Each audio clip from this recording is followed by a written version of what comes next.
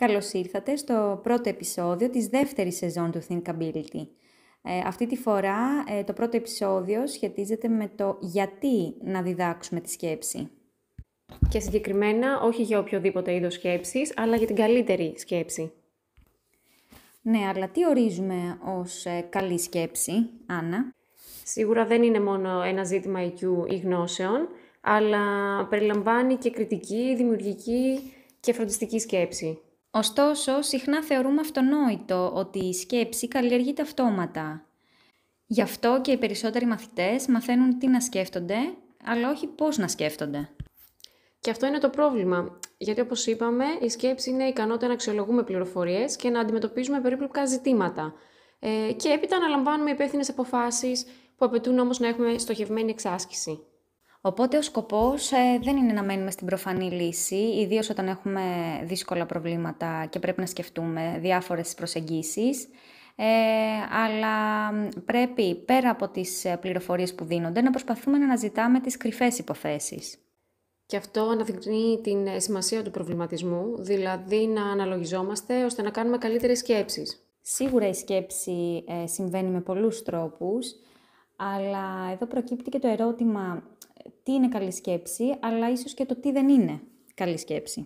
Ξεκινώντας από το τι δεν είναι καλή σκέψη, δεν είναι μια μικρή λίστα δεξιοτήτων, αντίθετα ένα πιο πλούσιο και ποιοτικό πλαίσιο.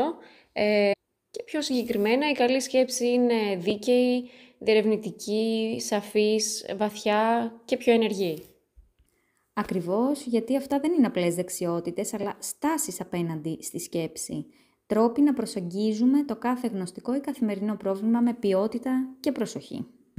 Και αυτό δεν αποκλείει ότι η καλή σκέψη συνδέεται άμεσα και με το συναίσθημα. Μπορεί να περιέχει έκπληξη, περιέργεια που οδηγούν τη σκέψη μας σε συναισθήματα όπως η συμπόνια, που επιπλέον λειτουργούν ως ένα είδος εργαλείου λήψης προοπτικής. Ένα πιο σαφές παράδειγμα εδώ θα μπορούσε να είναι το ότι όταν κάποιος νοιάζεται πραγματικά για ένα ζήτημα, είναι πιο πιθανό να σκεφτεί βαθιά, δίκαια και προσεκτικά. Έτσι το συναίσθημα ενεργοποιεί τη σκέψη. Και ένα άλλο ερώτημα που προκύπτει είναι επίσης αν διδάσκεται η καλή σκέψη. Δηλαδή, γκόλφο, γινόμαστε πραγματικά καλύτεροι σε αυτό, ή απλώς κάποιοι άνθρωποι είναι καλύτεροι στοχαστές από κάποιους άλλους? Είναι πολύ πιθανό κάποιοι να ξεκινούν με φυσικά πλεονεκτήματα. Αυτό που έχει όμως μεγαλύτερη σημασία είναι το περιβάλλον και η σκόπιμη εξάσκηση αυτών των πλεονεκτημάτων. Παρ' όλα αυτά, η σκέψη δεν είναι ένα έμφυτο ταλέντο που διαθέτουν μόνο μερικοί άνθρωποι, αντίθετα μπορεί να διδαχτεί και να καλλιεργηθεί μέσα από κατάλληλες παιδαγωγικές πρακτικές. Γι' αυτό και πρέπει να τονίσουμε ότι η σκέψη προκύπτει όταν την ενισχύουμε πρακτικά και την καλλιεργούμε με πρόθεση. Φαντάζομαι εννοείς τις διαθέσεις σκέψης που μιλήσαμε και σε προηγούμενο επεισόδιο και είναι κάτι παραπάνω από μια απλή ικανότητα. Ναι, ακριβώς σε αυτό αναφέρομαι. Όμως πέρα από τις διαθέσεις είναι σημαντικό να μην λείπει η ευαισθησία σε κάποιες περιστάσεις. Γι' αυτό και πρέπει να δίνουμε τις ευκαιρίες στους εκπαιδευόμενους να παρατηρούν τις δικές τους περιστάσεις για να σκεφτούν. Δηλαδή να έχουν την ευκαιρία να προβληματιστούν και για τα θέματα που τους αφορούν και τους ευαισθητοποιούν.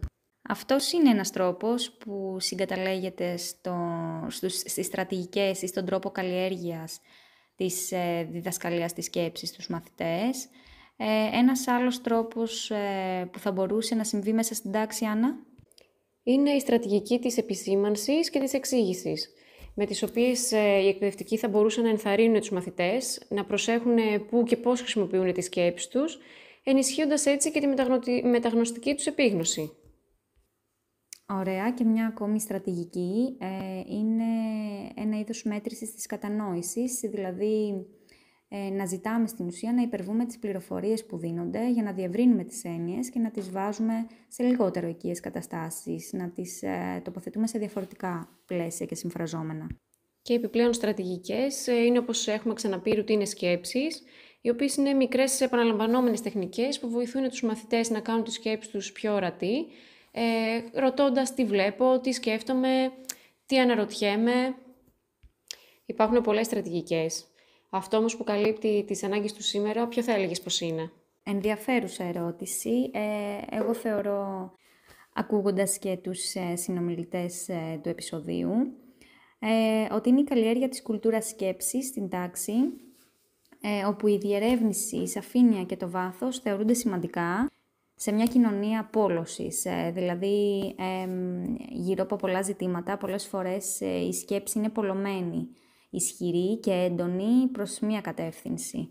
Αυτό σχετίζεται και με το θέμα της στενής σκέψης έναντι της ευρείας.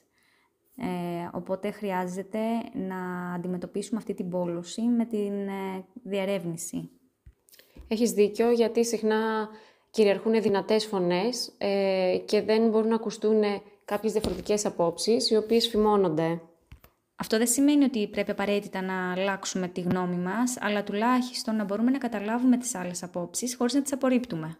Και αυτός, άλλωστε, είναι ο σκοπός εκπαίδευσης, δηλαδή δεν είναι η συσσόρευση απλά της πληροφορίας, αλλά η διαμόρφωση πολιτών με κριτική και υπεύθυνη στάση απέναντι στον κόσμο.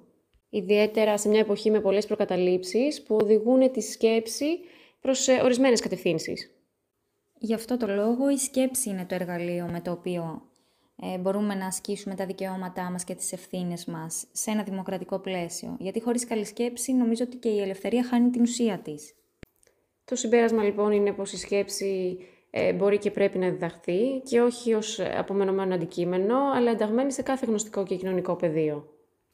Οπότε, ως εκπαιδευτικοί, ας δώσουμε χρόνο σκέψης, να κάνουμε τη σκέψη μας ευρεία και περιπετειώδη, να την κάνουμε καθαρή, δίκαιη και βαθιά, με εμβάθυνση και με οργάνωση, έτσι ώστε να μπορέσουμε να καλλιεργήσουμε ενεργούς, στοχαστικούς και υπεύθυνους πολίτες για τις προκλήσεις της εποχής μας. Ολοκληρώσαμε λοιπόν το πρώτο επεισόδιο της δεύτερης σεζόν. Σας ευχαριστούμε πολύ. Ευχαριστούμε.